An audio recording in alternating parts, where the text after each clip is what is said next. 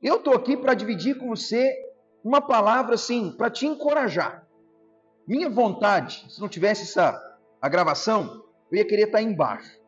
Não, tá bom, deixa aqui. É que o Tiagão vai lá na igreja, ele sabe que eu estou cheio de bloqueios, né? Lá na igreja tem um púlpito grande, bonito. Aí o pessoal pega e fala assim, Tiago, mas você não usa o púlpito da igreja? Eu falo, mas eu não gosto de ficar lá em cima, eu gosto de ficar lá embaixo, né? Eu acho que fica mais a minha cara, não precisa nem do púlpito, só a Bíblia tá bom. Irmãos, o que acontece? Opinião minha. A gente tem servido a Deus já há um tempo. Aqui, certamente, ninguém é novo na fé, ninguém está começando agora. É muito provável que aqui tenha gente com uma caminhada muito longa, com muita história para contar, com muitas experiências cristãs. Aqui tem as crianças também, e apesar da nossa caminhada e de tudo que nós já fizemos, o tema dessa manhã é sobre paciência, é sobre espera. As crianças vão fazer talvez um desenho, vão fazer uma atividade, elas vão pensar um pouquinho sobre o assunto. E nós queremos falar sobre esperar, sobre conseguir aguardar o que nos é prometido com paciência. Bem, os mais velhos já esperaram muito e já tiveram que exercer paciência em muita coisa. Talvez todos aqui poderiam dizer, eu estou na fé há 30 anos, ou há 40, ou tem 10 anos, e você nem sabe o quanta coisa eu já passei. Eu já fiquei de pé, eu já tropecei, eu já tive animado, já tive desanimado, já passei muita provação, e teve horas que eu pensei até em desistir, mas eu não desisti, estou aqui até hoje. Irmãos, vocês que estão aqui, certamente são pessoas que perseveraram, que esperaram e que têm um coração conectado com Deus. E a minha palavra é para dizer, a gente deve continuar. A gente não pode de momento nenhum desistir da caminhada. Já imaginou? Se todo mundo um dia falar assim, estou cheio de decepção, de frustração, eu já lutei na igreja, eu já servi, eu já me dediquei, eu já confiei, fui frustrado, e eu agora não quero mais. Irmãos, esses anos todos em que sou pastor, eu tenho ouvido isso o tempo todo. Chega gente ferida na igreja, a maioria dos cristãos não consegue contar uma história de vitória e continuidade. A maioria dos que têm andado na caminhada espiritual, talvez tenham mais coisas que lhes frustraram para contar do que bênçãos que estão frescas na memória. E aí o nosso trabalho é um trabalho de encorajar, é de pegar alguém e dizer assim, meu irmão, eu te entendo, eu também já fui frustrado. Todo mundo nesse mundo é frustrado de algum jeito, mas o nosso Deus é bom, a vida espiritual é boa, o congregar é bom, e a gente tem uma esperança, a gente não vai ficar caído, vai desanimar. Meus irmãos, não dá para desanimar. Bem, se a gente olhar para o homem, a gente vai desanimar, não vai? Se a gente olhar para a igreja, a instituição, a gente vai desanimar. Se a gente olhar para a nossa vida e para as provações que nós passamos, talvez a gente vai desanimar. Vai parecer que a igreja é um fracasso, que o mundo é mau, que os líderes não são confiáveis, ou vai parecer que Deus me abandonou em algum momento e que Ele deixou eu passar por algo que era difícil demais. Eu vou me decepcionar com Deus, com a igreja, com o mundo, com a liderança, com todo mundo. Aí a gente vai desistir. Mas irmãos, se nosso olhar estiver naquele que veio uma vez e que disse que vai voltar uma segunda vez, nenhum de nós vai desistir. Deus é muito bom. Cristo é muito bom. Ninguém que olhando para Cristo vai dizer que Cristo o frustrou e decepcionou. Os anos de caminhada, irmãos, aumentam a nossa experiência. Mas os anos de caminhada espiritual podem também aumentar o nosso conformismo com o mundo. Pode trazer um tipo de frieza, pode colocar o nosso olhar em tudo sobre a religião e tirar o nosso olhar de Jesus Cristo. Precisamos nos lembrar que Ele vem. O mundo continua dizendo assim, já passou muito tempo, Ele não veio. 2000 anos, Ele não vai voltar, isso é mentira. Ou alguns vão tentar dizer que tudo isso não significa nada, ou que a gente está seguindo uma bobagem, que a religião é bobagem. Mas irmãos, eu tenho tentado pensar o seguinte, Deus disse milhares de anos antes que Jesus viria. Os anos demoraram, mas Jesus veio. Ele viveu entre nós, salvou a humanidade, deixou um legado, ele deixou para nós uma promessa de que volta uma segunda vez. Já se passaram 2000 anos, ele não veio ainda. E tem muita gente pensando, eu acho que eu não vou me envolver com isso, eu não vou me preocupar com essa coisa.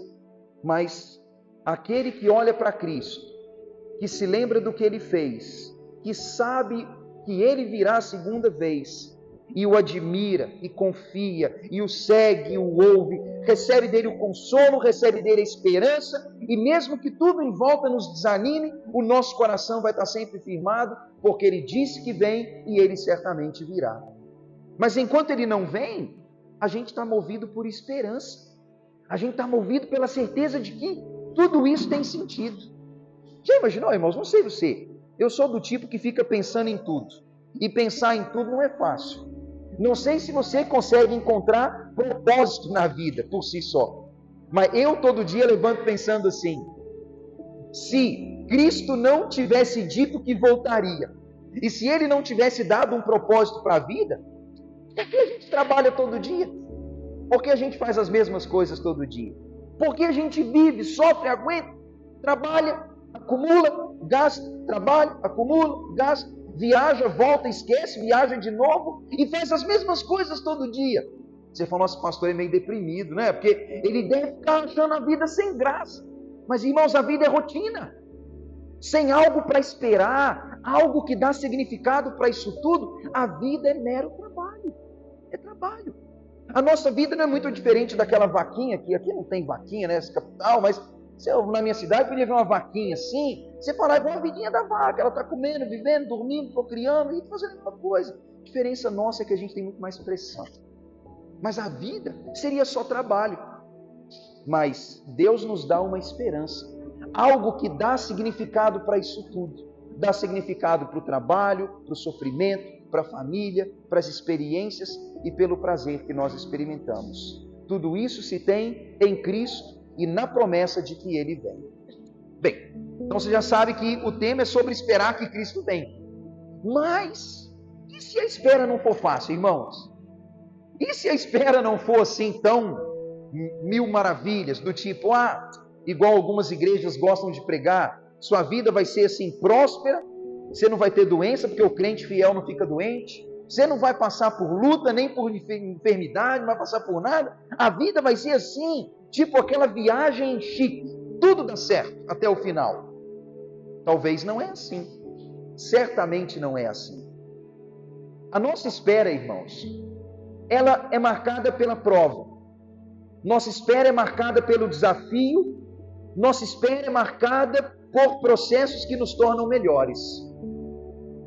Alguém que espera pode preferir esperar em plena paz, sem nenhum sofrimento, sem nenhum desafio ou tribulação.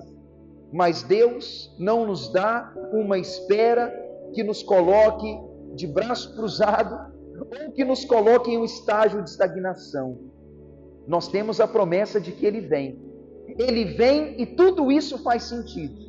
Mas enquanto esperamos, esse tempo nos exige algo. Tiago capítulo 5.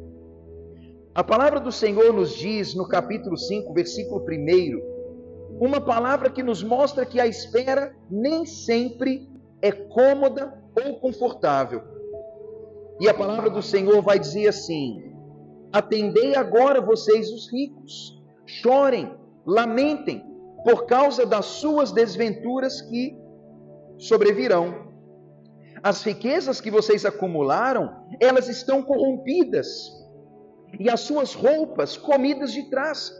O vosso ouro e a prata foram gastos pela ferrugem, e a ferrugem que as corroeu há de ser um testemunho contra vós, e ela também vos há de devorar como fogo também as vossas carnes. Vocês acumularam muitos tesouros ultimamente, mas o salário dos trabalhadores que colheram os campos e que foi retido por vós de maneira fraudulenta, ele clama, e o clamor dos injustiçados, esse clamor chegou até mim, penetrou aos ouvidos do Senhor dos Exércitos. Vocês estão vivendo vida abundante sobre a terra, vida tranquila, estão vivendo nos prazeres, estão engordando o coração em dia de matança. Vocês estão condenando o justo, sem que ele vos faça resistência. Sede, pois, irmãos, pacientes até a vinda do Senhor. Eis que o lavrador aguarda com paciência o precioso fruto da terra, até receber as chuvas do outono e da primavera. Sede vós também pacientes, fortalecei o vosso coração, pois a vinda do Senhor está próxima. Meus irmãos, não murmureis uns contra os outros para não serem julgados, o juiz está às portas. Meus irmãos, tomem como modelo no sofrimento e na paciência os profetas, aqueles que falaram em nome do Senhor. Eis que nós temos por felizes aqueles que se mantiveram firmes. Vocês têm ouvido da paciência de Jó e viram o fim que o Senhor lhe deu, porque o Senhor é cheio de terna misericórdia e Ele é também compassivo. Acima de tudo, meus irmãos, não jurem nem pelo céu, nem pela terra, nem por qualquer outro voto, mas seja o vosso sim, sim, o vosso não, não, para que não caiam em julgamento. Essa palavra, irmãos, ela fala sobre injustiça social, fala sobre uma comunidade cristã que sofre, que trabalha, que não recebe, que tem um direito que é negado e que lamenta, mas que o lamento não é ouvido pelos homens, mas esse lamento é ouvido por Deus. No contexto de Tiago está dizendo assim: você está sofrendo algo, está passando uma injustiça, e qual é a sua resposta diante da injustiça? Qual procedimento tem? Você fala, puxa vida, eu trabalhei e não recebi, eu me dediquei por causa do trabalho em nome de alguém e essa pessoa me negou o meu direito. Eu sou de Deus e agora o que eu faço? Rebelião? Talvez ir lá e começar a quebrar tudo, entrar na casa do homem, roubar os bens, ou sequestrar os filhos dele ou a propriedade dele, enquanto a justiça é feita. A palavra não fala sobre isso. Cristãos trabalharam e não receberam o que era devido, e eles estavam clamando e Deus diz, eu ouço. O homem é injusto. Irmãos, o mundo é assim. O Brasil é um país em que a injustiça, ela é uma demonstração evidente. Eu não sou do tipo que quer ficar criando crise social, mas cá entre nós, irmãos, a injustiça social está estabelecida. No Brasil, sei lá, um número assustador, talvez 30, 50, 60 milhões de brasileiros vivem com menos de R$600 por mês ou menos de R$200 por mês. A realidade é essa. Não é a realidade do público com quem eu convivo e provavelmente com quem nenhum de nós aqui convive, porque a gente vive num ambiente de trabalho, num ambiente de oportunidades, e mesmo que pessoas tenham realidades financeiras diferentes, todos estão acima do mínimo, pelo menos, acima do necessário. Mas olhar para o Brasil, a gente sabe que a realidade não é essa. E não dá para a gente simplesmente também dizer, puxa, glória a Deus que eu não estou naquela situação, né? Que eu estou bem e confortável. Mas nosso coração se compadece que há gente sofrendo, gente sem Deus, mas ali também há gente de Deus. Gente honesta, que dizima na igreja, que serve a Deus, que é leal, que tem pouco e que sofre injustiça de algum modo. Essa é a injustiça daquele que não tem a renda. Mas e as outras injustiças que nós vivemos, irmãos? As dificuldades, as perseguições, as enfermidades, talvez uma injustiça no trabalho, uma injustiça no ambiente familiar, as nossas tristezas e aquilo que nós é motivo de sofrimento, e a gente fala, puxa vida, ninguém me ouve, meu marido não ouve, minha esposa não ouve, meu chefe não ouve, meus amigos não ouvem, ninguém está me ouvindo. Eu estou aqui servindo a Deus, passando tanta coisa, parece que ninguém está ouvindo o que eu estou falando. Deus conhece o sofrimento dos homens, irmãos. Sabe o que é mais especial? É saber que Deus ouve, saber que Deus ele conhece exatamente tudo isso que está acontecendo. E a palavra de Deus é, espera, nada disso é em vão. Eu vou cuidar de você. Você não vai ficar na mão, desamparado, nunca vai ficar. Mas suporta com paciência. Algo está por acontecer. acontecerá em breve e eu sei tudo o que está acontecendo e tenho algo preparado para você. Isso dá significado, irmãos. Faz sentido eu sofrer no trabalho. Me dá paciência para sofrer quando sofro na saúde. Dá paciência quando a gente passa por um problema de dificuldade na família, imaginar que Deus está vendo e que um dia tudo isso vai ter solução. A palavra do Senhor, ela nos diz que alguns estão levando vantagem. Alguns estavam assumindo um compromisso com outros e não estavam dando a parte que é devida. Alguns estavam vivendo com excesso, enquanto outros estavam vivendo com praticamente nada ou com o mínimo. Aquele que não tem o que é necessário, ele clama, ele sofre a injustiça, mas o cristão verdadeiro também, ele passa por esse processo de uma maneira pacífica, como Cristo tem nos ensinado, sem pagar o mal com o mal e sem revidar a crueldade com crueldade talvez maior. O cenário que Tiago apresenta é um cenário de cristãos sofrendo injustiça e talvez a morte, sem ser capaz de resistir. Talvez isso pareça para nós uma coisa meio negativa, porque podia dizer assim, por que a gente não se levanta e mata todo mundo que faz injustiça? Por que a gente não elimina todo mundo que é cruel? Ou naquele ideal socialista, porque a gente não tira o dinheiro de quem controla os bens e a gente assume o controle? Porque não daria certo de nenhum jeito, irmãos. Porque o homem sempre vai ser corrupto quando ele tem acesso ao poder e quando ele se encontra numa posição privilegiada. O nosso papel não é pagar o mal com o mal, mas é fazer nossa parte, dar o nosso melhor, trabalhar com o melhor que temos, sabendo que Deus ouve. A palavra de Tiago é: o cenário é injusto, mas seja paciente. Você fala, nossa, Tiago, por que você não foi um cara mais rebelde? Talvez se tivesse sido o Simão Zelote, o escritor dessa carta, ele ia falar, pessoal, a injustiça social é geral, faz o seguinte, pega na espada, ajunta um grupo, faz uma rebelião, derruba o presidente do Brasil, o prefeito de Belo Horizonte, sei lá, e faz uma mudança. Ele diz, não, seja paciente. Você fala, ai, mas quanto tempo de paciência? Ah, vou esperar um mês, um ano, um mandato ou dois. Ele fala, seja paciente até a vinda do Senhor. Você fala, mas nossa, Tiago, é tempo demais. Eu vou ter que aguentar tudo isso, todo o sofrimento, injustiça, as lutas, as enfermidades, o problema da pobreza, o problema da falta de serviço bom prestado, até o final. Ele diz, seja paciente até a vinda do Senhor. Alguma injustiça que nós sofremos, irmãos, as nossas lutas diárias, na família, no trabalho, na sociedade, a palavra de Deus diz, seja paciente, até o dia em que Cristo voltar. Isso parece difícil, não parece? Você fala, nossa, parece além das minhas forças. Eu não quero esperar 50 anos. Eu não quero aguardar até o final da minha vida, ao dia da minha morte. Eu queria que Jesus executasse misericórdia e justiça o quanto antes. Mas Tiago nos convida a ser como o lavrador é. O lavrador prepara a terra, ele planta semente e ele confia. Ele não sabe se vai chover corretamente.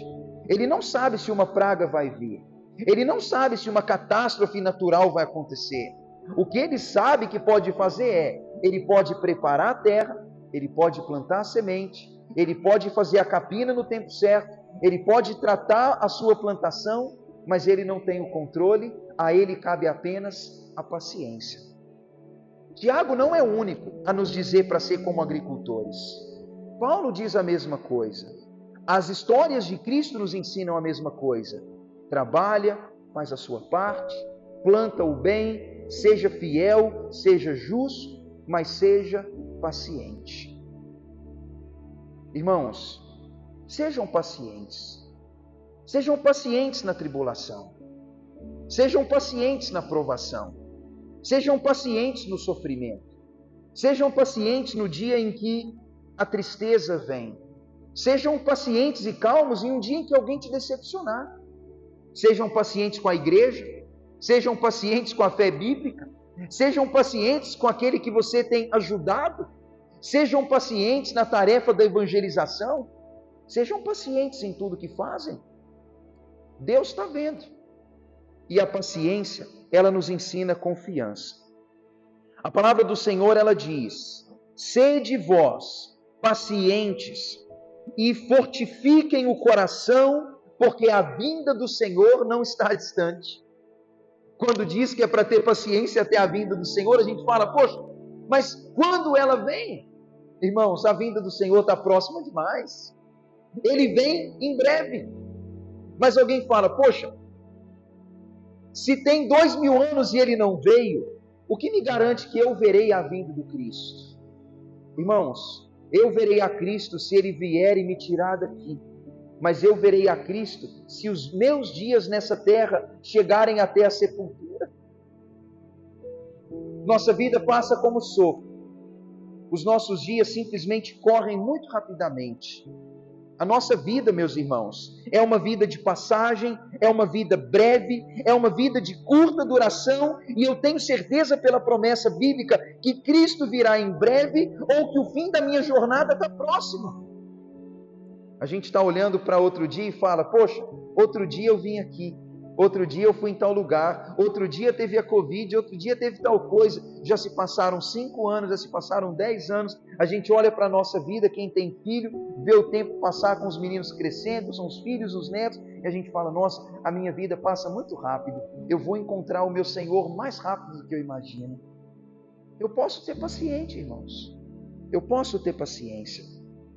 A palavra do Senhor diz, enquanto espera, não deixe que murmuração faça parte da sua trajetória.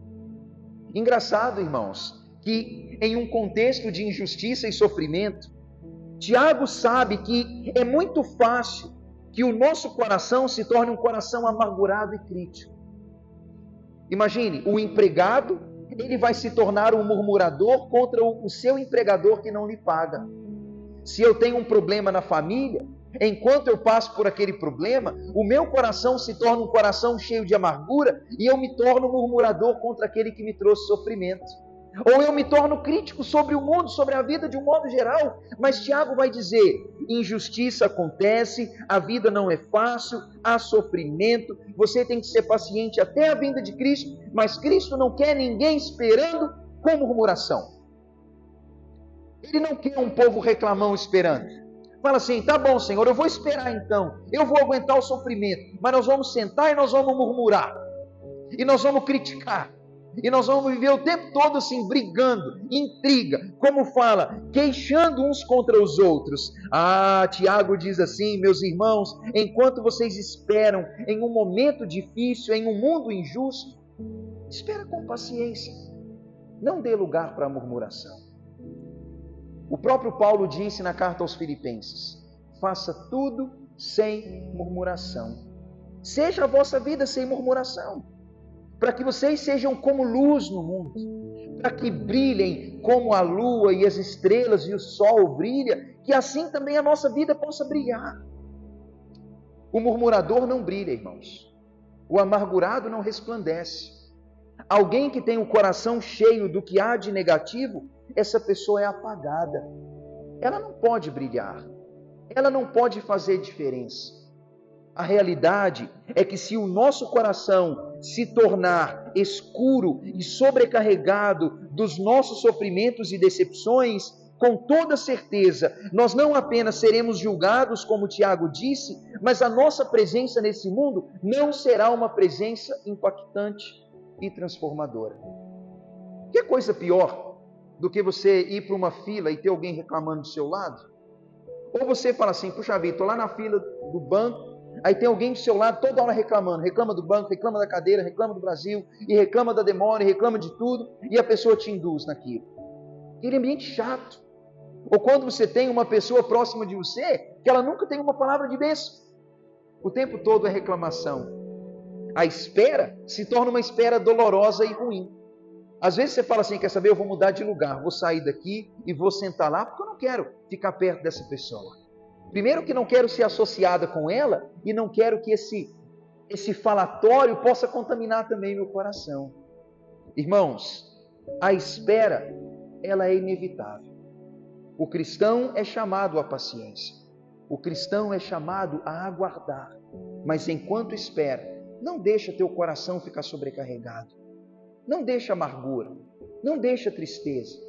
Não deixa se apagar aquela virtude da paciência e da perseverança. Tiago diz, seja como Jó, seja como os profetas. Todo mundo conhece como Jó foi, irmãos. Jó era homem justo. Jó era homem justo. Jó, aparentemente, não tinha um pecado flagrante que o tornasse merecedor da aprovação que passou. Ele cuidava da própria vida e cuidava também da vida dos próprios filhos. A palavra do Senhor diz que Jó, ele tinha vida íntegra com Deus, temendo pela falta de integridade dos filhos, ele fazia intercessão em favor dos filhos perante Deus. Ele fala, Deus, não são eles que estão fazendo, mas eu quero oferecer ao Senhor sacrifício de perdão por eles. Como bom sacerdote do lar, Jó está cuidando também da espiritualidade dos filhos. E Jó passa por aquela prova que nós conhecemos, a perda dos filhos, a perda dos bens, a perda da dignidade, a perda do reconhecimento, a perda da saúde. O homem perde tudo, mas o homem não perde a perseverança e a paciência. E Tiago diz, todo mundo conhece a história de Jó, todo mundo sabe os sofrimentos que teve e todo mundo sabe a paciência que Jó teve. No meio do sofrimento, ele dialoga com Deus, mas o coração dele não é tomado de amargura. O coração de Jó não é tomado de maldade. A esposa diria, Jó, amaldiçoa Deus e morre. E ele vai dizer, eu soube receber de Deus o bem.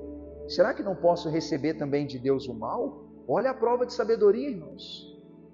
Ele sabe que passar por provação é também uma atitude de submissão. E no meio daquele sofrimento ele diz, eu sei que aquele que me redime está vivo. Ele vai se levantar. Ele vai revestir meu corpo da vida novamente. Ele vai dar ao meu corpo saúde de novo. E eu sei que na minha carne eu vou ver Deus. Olha a paciência, irmãos. Tiago diz, seja paciente como Jó. Seja paciente como os profetas. Porque Deus é cheio de misericórdia. A palavra de hoje, irmãos, fala sobre ter paciência. Eu acho que naturalmente ninguém aqui é paciente. Provavelmente paciência não é algo que o ser humano tenha de maneira completa em si. E provavelmente não na duração esperada. Talvez somos pacientes por um período, mas talvez não pela vida. Nossa paciência, irmãos, precisa ser exercitada. E como nossa paciência pode ser exercitada? Primeiramente, se lembre dos modelos de paciência que a Bíblia nos deu. A gente pode olhar para Jó e dizer, Jó me ensina paciência, Deus o recompensou. Eu posso olhar para os profetas, eu sei das provas que passaram, da paciência que tiveram e como Deus deu a eles um bom fim. Eu posso olhar para o próprio Jesus Cristo, ultrajado, humilhado, ferido injustamente, mas ele foi paciente. Você pode aprender paciência olhando exemplos de pessoas que passaram o mesmo que nós ou mais do que nós e ainda assim permaneceram. Você pode aprender paciência sabendo que a vinda do Senhor está próxima. Irmãos, nosso sofrimento, nossa luta, nossa injustiça, os nossos lamentos não são o nosso destino eterno. O sofrimento do tempo presente não se compara com a glória a ser revelada no futuro. Eu posso lamentar hoje, eu posso passar por uma provação hoje, mas eu sei que a promessa de Cristo é de vida abundante e de um futuro de paz e de bem-estar e não de sofrimento. Isso por si só já é bom. Não é bom, irmãos, imaginar que mesmo que a trajetória seja difícil, o fim é um fim bom. Mas a gente como cristão também sabe que Deus não deixa o nosso sofrimento durar demais. Essa é outra coisa que a gente tem que colocar no coração também. Deus poderia ter dito assim, você vai passar por uma vida de sofrimento.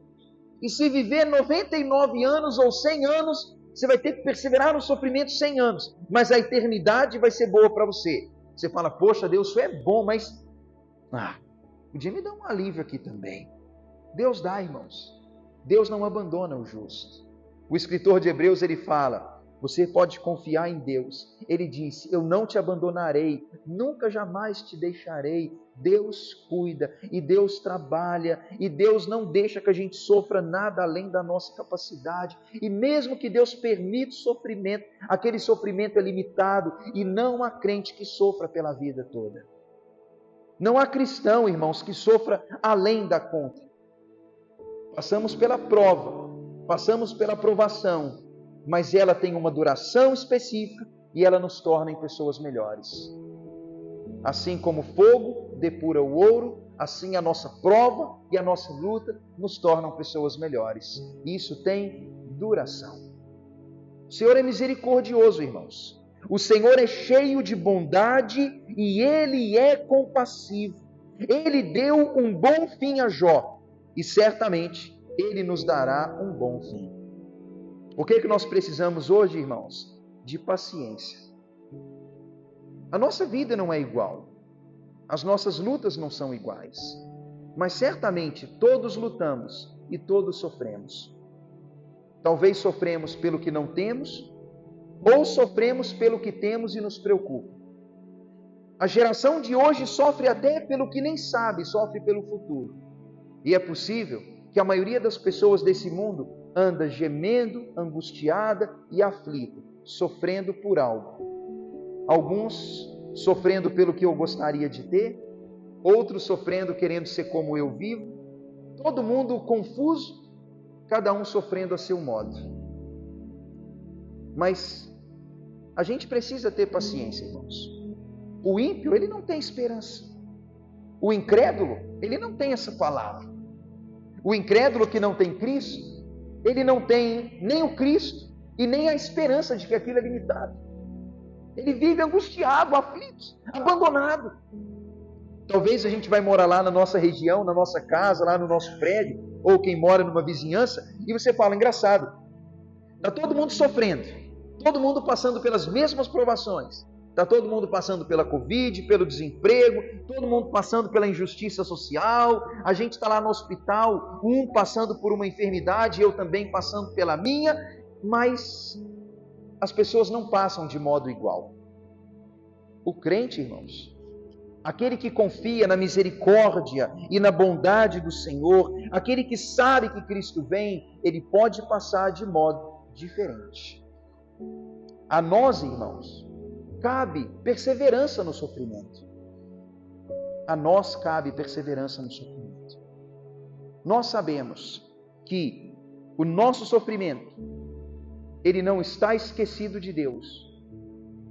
E que Deus transformará aquela paciência em crescimento, em amadurecimento, em experiência. Paulo disse em Romanos capítulo 5, a provação produz perseverança. Perseverança produz experiência. Experiência produz esperança. O Espírito Santo derrama amor no nosso coração para dizer que Deus está conosco. E o nosso ciclo de sofrimento nesse mundo nos torna em pessoas mais perseverantes, mais experientes e que têm uma motivação ainda maior para esperar. Cristo virá, meus irmãos, e enquanto Ele não vem, a nós cabe paciência. Mas se é o caso nosso aqui, de alguém que está na posição de compromisso com os outros, o versículo 12 nos dá uma dica, irmãos. Aqui é a palavra para aqueles que são os ricos, os empregadores, aqueles que assumem compromisso com os outros. A palavra do versículo 12 diz assim: acima de tudo, porém, meus irmãos, não sejam os que precisam jurar pelo céu e pela terra, e nem aqueles que têm que se comprometer com qualquer outro voto, mas pelo contrário, seja o seu sim, o sim que se cumpre, e o seu não, o não que vai se cumprir, para que você não seja julgado. O capítulo 5 começa com uma palavra dizendo: há pessoas que têm responsabilidade com outras. Tem o rico, o dono da plantação, o empregado, aquele que paga e o que tem compromisso. Todos nós nessa posição, irmãos, precisamos ser honestos ao máximo. Se você deve a alguém, pague a alguém. Se você é dono de um negócio que tem funcionários, seja leal com ele. Sejam leais com eles. Se nós somos aqueles que têm uma responsabilidade com alguém, sejamos conhecidos pelo caráter, pela palavra honesta, pela conduta que não gera dúvida e por um compromisso que nunca vai deixar alguém com receio de que vai ser cumprido ou não. Se você deve algo a alguém, cumpra essa palavra com alguém. Se você deve algo para alguma pessoa, cumpra. Quando você disser sim, que seja sim. Quando disser não, que também sua palavra seja não. O próprio Senhor Jesus disse a palavra dizendo o seguinte: tem gente que precisa jurar, mas o juramento não é bom, irmãos. Tem gente que precisa fazer voto, mas o voto por si também não é bom. Melhor é o homem que fala sim e a gente pode confiar, ou aquele que fala não e a gente pode confiar. Já imaginou, meu irmão? Se o mundo fosse assim, se todo mundo falasse eu vou e fosse, ou se todo mundo dissesse eu vou te pagar dia tal e pagasse, ou se alguém dissesse eu vou prestar tal serviço e prestasse, alguém dissesse me espere 8 horas e tivesse lá 8 horas, ou se alguém dissesse pode confiar em mim, você pudesse confiar mesmo, o mundo não seria injusto, irmãos. O mundo seria justo. Mas como o homem não é bom no sim e no não, a gente sabe que o mundo é um mundo de injustiça. Mas a pergunta é, como vivemos no mundo injusto? A palavra de hoje é uma palavra que nos incentiva à paciência. Irmãos, não desanime. Não desanime. Por sofrimento, por provação, por decepção, por uma experiência negativa, eu quero te encorajar a não desistir. Possivelmente, a gente vai acompanhar a caminhada uns dos outros ao longo dos anos. Que Deus nos ajude a ver que todos aqui continuaram. Que ninguém desanimou. Que a nossa caminhada seja inspiração para os nossos filhos. Que a nossa caminhada possa inspirar outros também. Para que todos possamos estar de pé até o dia em que Cristo vai nos redimir. Tanto da sepultura, ou se Ele vier e nos encontrar aqui ainda, vivendo como hoje. Quero te desafiar nessa palavra, meu irmão. Vamos orar, irmãos? Vamos falar com Deus? Pai, nesse momento, meu Deus, eu quero agradecer por essa palavra. Quero agradecer ao Senhor pelo ensino da Escritura, que nos fala sobre perseverança, sobre paciência, pela palavra do Senhor que nos encoraja a suportar as injustiças da vida, as lutas enfrentadas até aquele dia, Senhor. Nos ajuda, meu Pai, a confiar que o Senhor está com os teus olhos voltados sobre nós e que a nossa caminhada não é uma caminhada solitária ou infrutífera ou uma caminhada fracassada. Pelo contrário, Deus, nós sabemos que o Senhor está cuidando de cada um de nós. Deus, conserve íntegro cada irmão aqui hoje. Que a nossa fé seja sólida, que o nosso olhar esteja no Senhor, que no meio da provação, da injustiça ou da tribulação, nenhum de nós abandone a esperança recebida.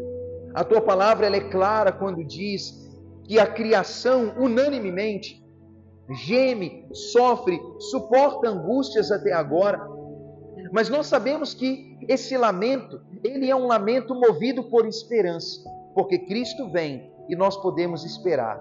Deus, derrama graça, força, coragem e perseverança aos nossos corações, para que possamos ir fiéis até aquele dia, é a nossa oração em nome de Jesus. Amém.